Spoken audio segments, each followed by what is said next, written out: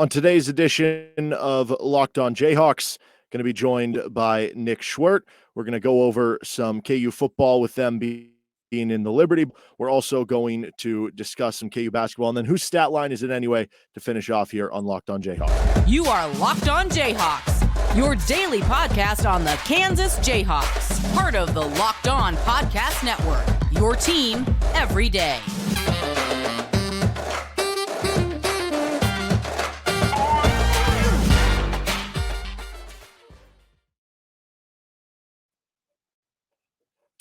I'm Derek John. You can hear me as well on Rock Chalk Sports Talk Monday through Friday from 3 to 6 on KLWN in Lawrence. Thanks for making Locked On Jayhawks your first and every day. We're free and available wherever you get your podcasts. And joined today by Nick Schwerdt. You can check out with Cody and Gold on 610 in Kansas City. You can also hear him with the Wave in the Wheat podcast. And on today's edition of the show, we're going to start off with some KU football, Jayhawks in the Liberty Bowl. We're going to get to some KU basketball and then finish off with whose stat line is it anyway. First, this episode of Locked On Jayhawks is brought to you by Omaha Steaks. It's a gift from the heart, a gift that will be remembered with every unforgettable bite. Order with complete confidence today, knowing you're ordering the very best. Visit omahasteaks.com. Use promo code Locked On at checkout to get an extra $30 off your order. So, Nick, KU's playing in the Liberty Bowl. I don't know what you think about this. Obviously, there was the whole Missouri thing that added into this. There was the side of it where, you know, maybe it would have been more beneficial to the alumni bases to be in one of the other bowls, but also you're in a bowl game, you're 6-6, can't be too choosy. Get the Arkansas matchup. I don't know, just from an overall, or maybe if you want to pinpoint something, what are kind of your big thoughts from the bowl game and the selection for KU here? Yeah, I mean, I keep going back to the conversations we had before the season where if you would have said, hey, this team's going to a bowl game, I would have probably not believed you. So the idea that now all of a sudden I'm going to be picky about it and say, well, come on, couldn't you have found one with a warmer climate or a little bit closer to donors and alumni? No, I don't care at all. I think it's cool that you're going to play an SEC school. Like you're going to play a team with some, regional ties. Right. There's a lot of people from Arkansas in the area. So I think that's pretty cool. And I mean, the big thing for me is that you had a chance to play Missouri and you're not. I know that that's kind of running counterintuitive to the idea that you don't get to be picky with this, but we had an opportunity to restart one of the oldest and best rivalries in college football 2 years before it's actually going to. And the powers that be decided that, you know what, let's wait a couple more years. I feel like all the arguments against that were pretty flimsy, like all the reasonings why you wouldn't want to do it. Well, there's a basketball game that day, as if they would be the first university to ever have a men's basketball game and a football game on this same day. We don't want to take it happened last year. It happened last year. Literally last year with Missouri. So the idea that you don't want to share the bowl revenue. Are you kidding me? Like, hey, I get it. Hey, I'm well aware there's money involved in college football. Did you know that before people say, well, they'd have to share the money? It's the only reason we do any of this. College athletics is for games like that. Kansas, Missouri. I don't care if it's in Columbia. I don't care if it's in Lawrence, if it's in Kansas City, or if it's in Memphis. Any opportunity you have to add to that storied history, I'm all in favor of. And especially being able to do it in a bowl game. That would have been so cool. And the idea that now it's going to be Kansas and Arkansas, it feels like a letdown when if you would have just told me initially that the matchup was Kansas and Arkansas from the beginning, I would have said, wow, that's a great matchup. Sign me up. Well, when I look at the bowl game now, there's definitely there's less stress for the fan base because it's now more of a celebration almost where it's like, if you lose the game, it's like, whatever, you went to a bowl.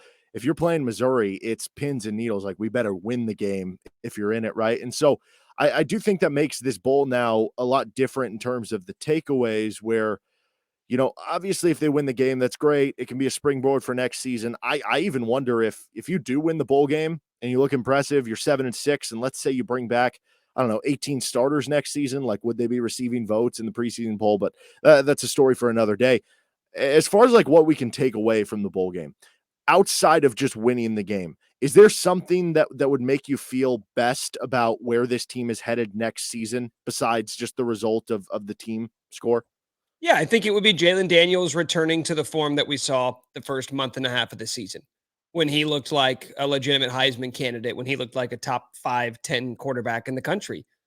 Maybe that's just not going to happen, right? Maybe that was a flash in the pan, that he just started the season red hot. Defenses didn't have the scout yet, and he was taking advantages of opportunities.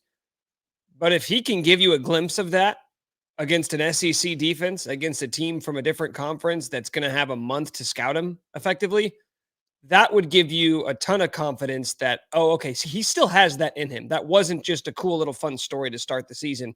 He can still be that player, because I think right now there is a level of uncertainty that he still has that, just because of the way he's looked since he came back. And I think it's important to remember, you're talking about a separated shoulder in his throwing shoulder. I have no idea how healthy he is, but I guess the flip side of that argument would be, well, now you get 3 weeks, right, to rest and get right. And I would assume, however healthy he's been, he's going to be feeling better heading into that game down in Memphis.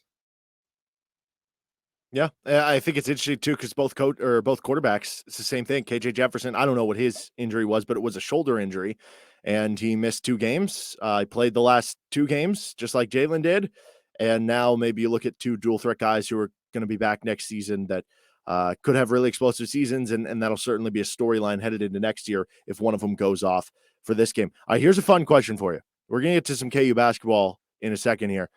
Who has a better chance of going undefeated in the month of December? KU football, KU basketball? Well, how many games does Kansas basketball have in the month of December? I know they play Missouri on Saturday.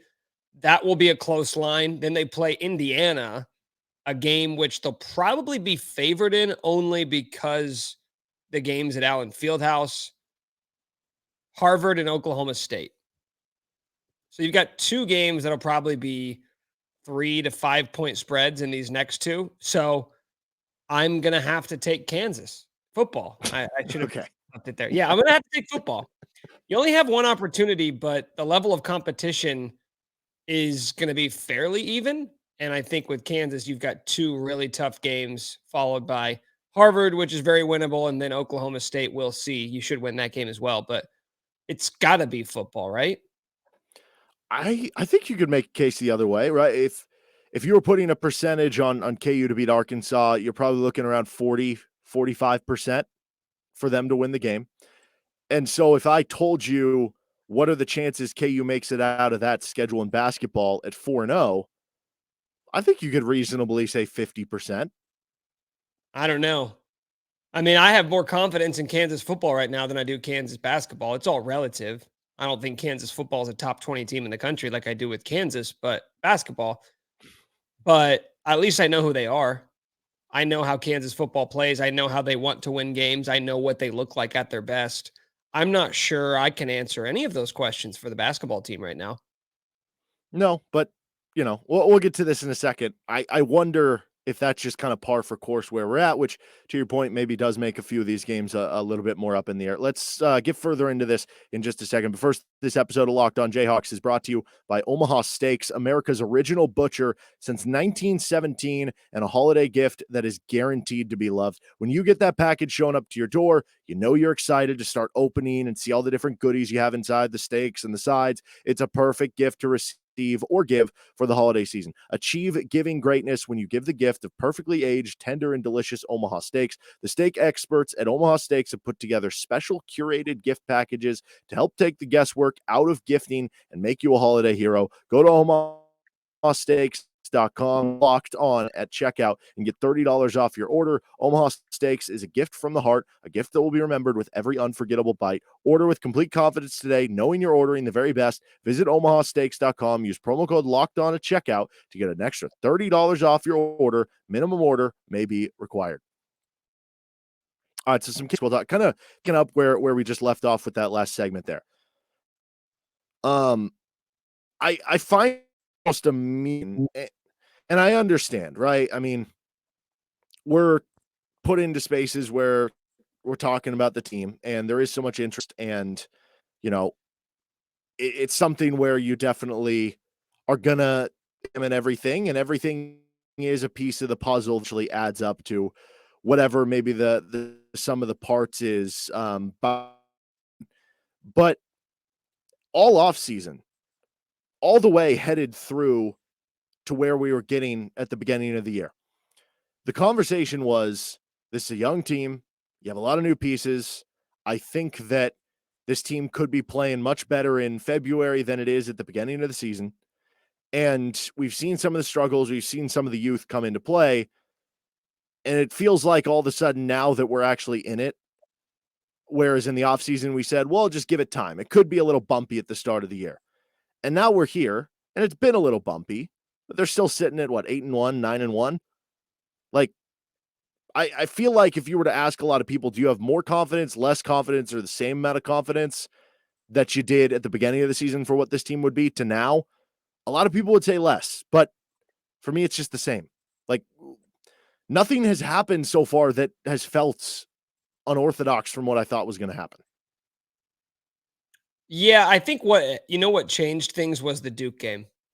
When they came out and won the way they did with Jalen playing, great basketball against Duke, and you saw how good they were defensively, which that part's, persisted, but specifically like how they were able to win a game against a team with maybe the most talented front court in America. You thought, wow, this team's ahead of schedule.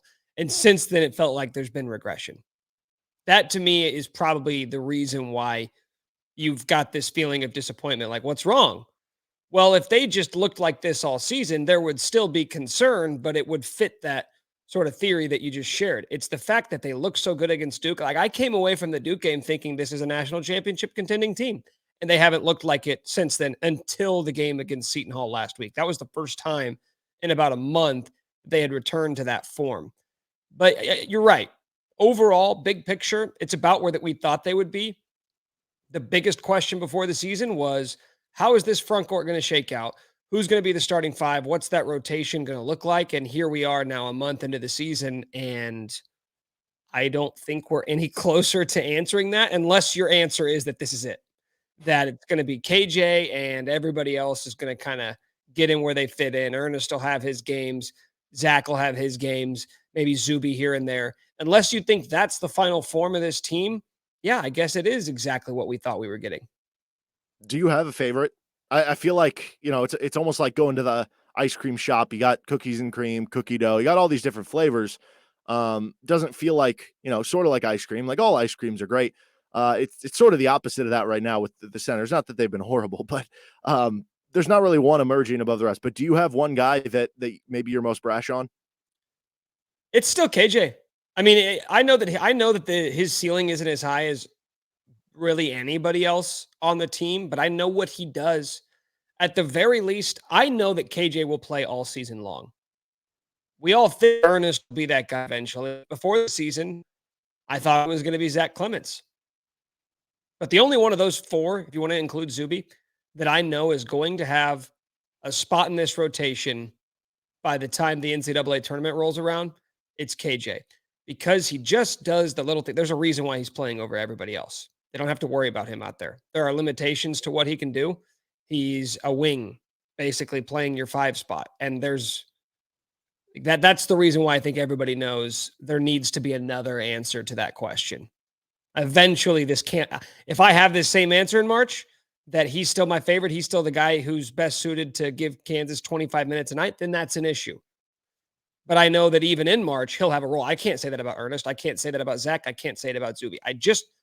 There's some reliability there. There is some comfort in that he's never going to be your best player on the floor, but he's going to outwork everybody. He's a good rim runner. He's going to be able to, get offensive rebounds, get to the line. He's a good passer for his size. He's a good shot blocker for his size. He's a good athlete. He plays really tough. He's very strong. You're not really going to push him around. There's a lot to like there, at least at this juncture, more than I think you could say about anybody else in the front court.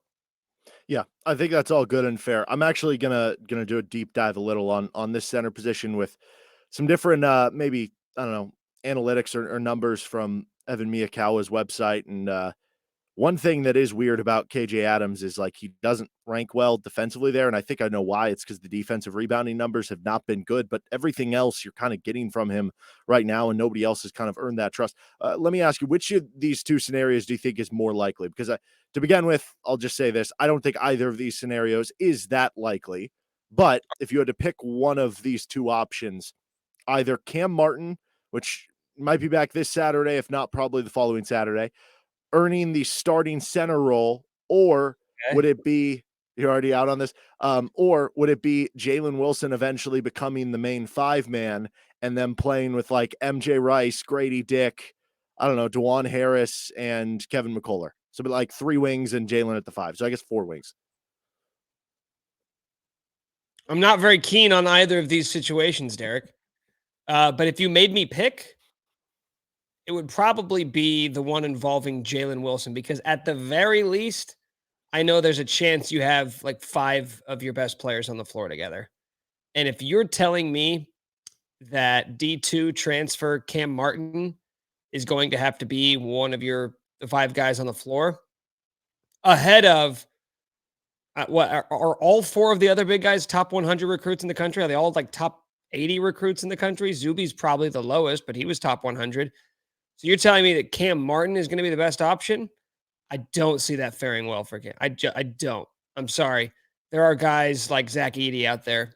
So you're going to need to find mismatches somewhere at the very least. If Jalen's at the 5, you're going to get a mismatch with whoever has to guard him from the other team. So if you're making me choose, that's my answer.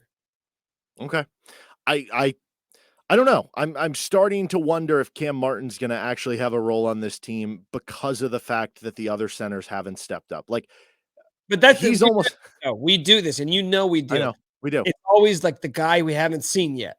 Yeah. Maybe he's the answer, and we always do it at the big guy spot. Whoever's at the end of the bench. Well, he played 4 minutes the other night, but he hustled and he had a blocked shot and he had that one dunk. Why don't they give him some more run? I think he needs to play. And then you'll go inside his KimPom numbers. They're like, they're off the charts. I'm like, he's playing 7% of minutes. Of course they're off the charts. I don't think his 80 true shooting percentage is going to hold up all year. I mean, if you haven't seen anything, you're like, well, maybe he's the answer. He made 9 threes a game. At what? Where was he at, Derek? What was the name of his school? Southwest Missouri State? This is Kansas. I'm sorry. Cam Martin might play a nice role in this team. He could maybe give you some spot minutes here or there. But you're a national championship contending team. You cannot have him as a starting big man. Yeah, I mean, both are unlikely. I do think more of like the role of what ideally maybe Zach Clemens could have done this year, because he's not hitting shots. That's what Zach Clemens is supposed to be, a center that can hit shots. So maybe Cam Martin can at least take that. But yeah, both are probably unlikely. All right, we're going to do another edition of Whose Stat Line Is It Anyway in just a second here. But first, this episode is brought to you by Built Bar. You got to try this. Built Bar's new reimagined flavors. They've got the cookie dough topper, coconut brownie bar, coconut brownie topper, white chocolate peppermint granola, perfect for the holiday season. It's Built's take on the granola bar, so it's more filling and still insanely tasty. And candy cane brownie puff.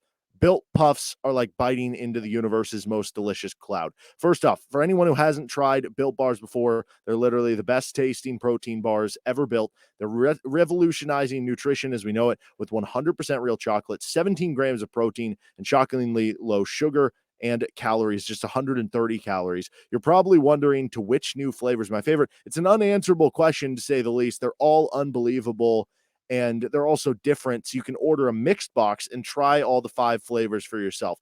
Built, you got to try this. Get 15% off your order right now by using code LOCKEDON15. That's LOCKEDON15 at built.com. Okay, another edition of Whose Stat Line Is It Anyway? I'm going to give you a stat line. The first one's going to be football. The next 2 are going to be some variations of basketball. So this first one, 47 tackles, 6.5 tackles for loss, 4 sacks. You're going to need to get creative on this one. Why am I going to have to need to get creative?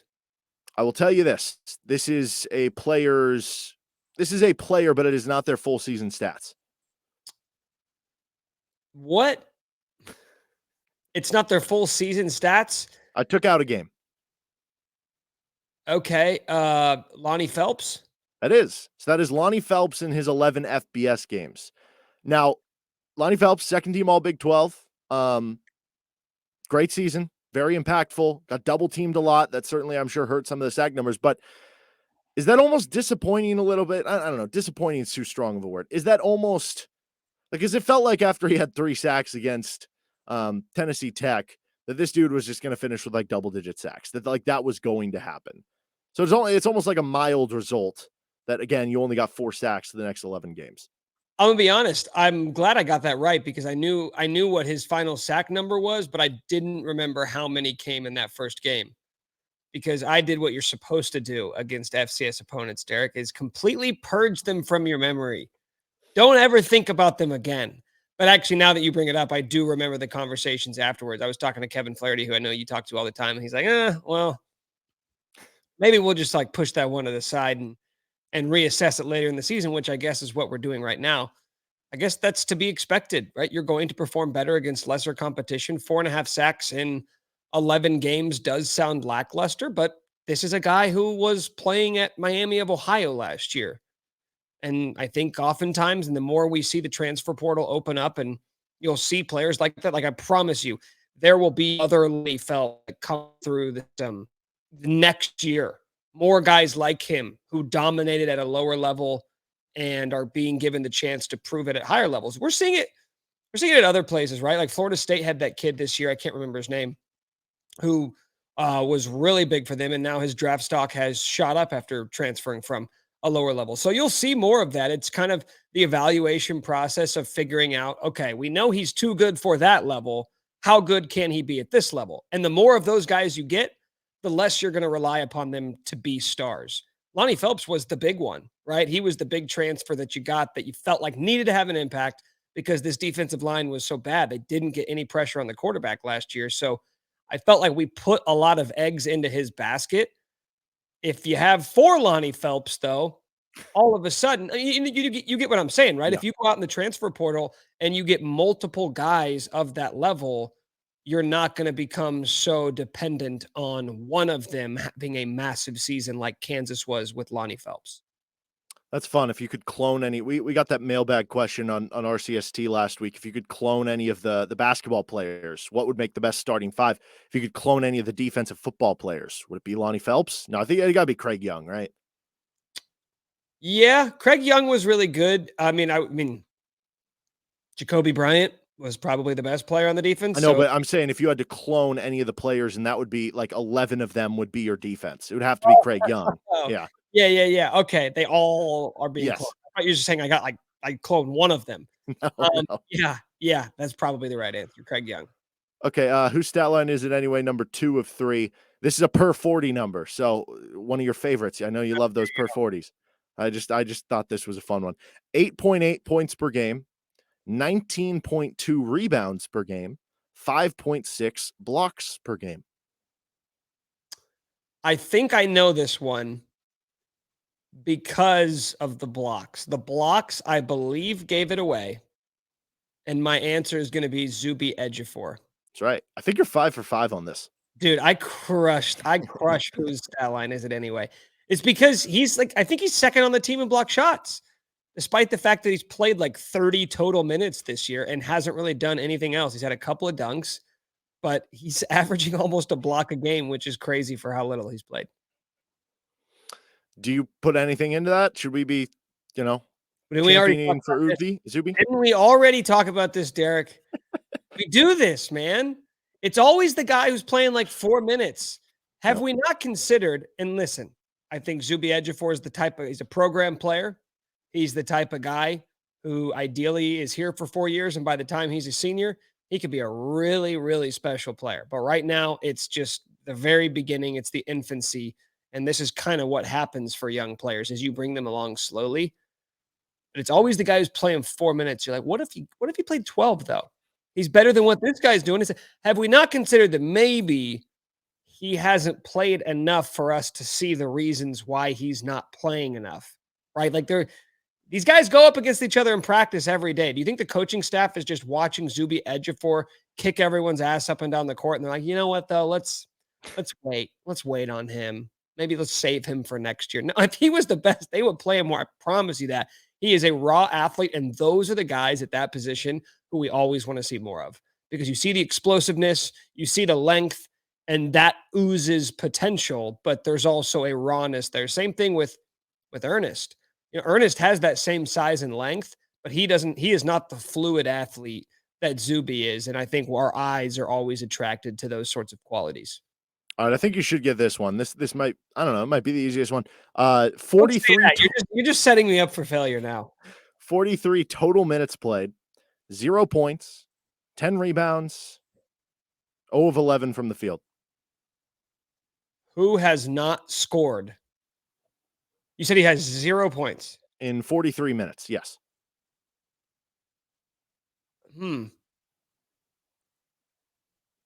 I feel like this is a trick question. Oh, dude, no, it's not. Zach Clemens. That's It's right. Are we sure he is a good shooter? He was supposed to be. What was the game last year? Wasn't it Oklahoma last year where he came in and had a really nice game? Mhm. Most of that was because of defense, right? It was Tanner Groves, right? Mhm. Who, And then he hit the one big three Yeah, that like one gave him three. their first lead in a while. He hit the 1-3. The one time we've seen him hit a 3, and he was coming back down, like putting the 3 against his head. I think Bill. Well, Self was like, I was listening to one of the pregame radio broadcasts, and Brian Haney was during the battle for Atlantis, and the player interview was with Zach Clemens, and he asked Zach, who's the best shooter on the team? He goes, me. He's what is he, 0 for 14 this year? He's 0 for 11 from the field, 0 for 9 from 3. I think he's missed like 14 or 15 straight, though, from 3 going back to last year. They always say that, right? Like the best shooters, they always think the next one's going in. But at some point, you have to have a little self-awareness to say, well, maybe now's not the time to be shouting my shooting prowess off the rooftops. But I mean, I guess just keep shooting, right? It's frustrating to have like a 7-footer who wants to shoot threes and he never makes. And it's like, can you do anything? Because you're supposed to be an outside in guy and you can't even do that well. So it's like the Office Space quote. What is it that you'd say you do here? Because I'm not seeing a whole lot of production, my man. All right. Well, that is whose stat line is it anyway? That's Nick Schwerdt. You can check him out again. Yeah.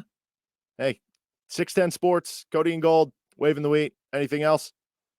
That's it, man. Thanks for having me. All right. That's Nick Schwerdt. I'm Derek Johnson. Our show working. I don't know, dive to where KU's at and some of their football recruiting stuff here. Check out anything any way that you get our podcast. Subscribe to us wherever at D Johnson Radio on Twitter. You can also hit us up in the comment section on the YouTube channel. That'll do it for today's show. See you tomorrow. This is Locked On Jayhawks. Bye.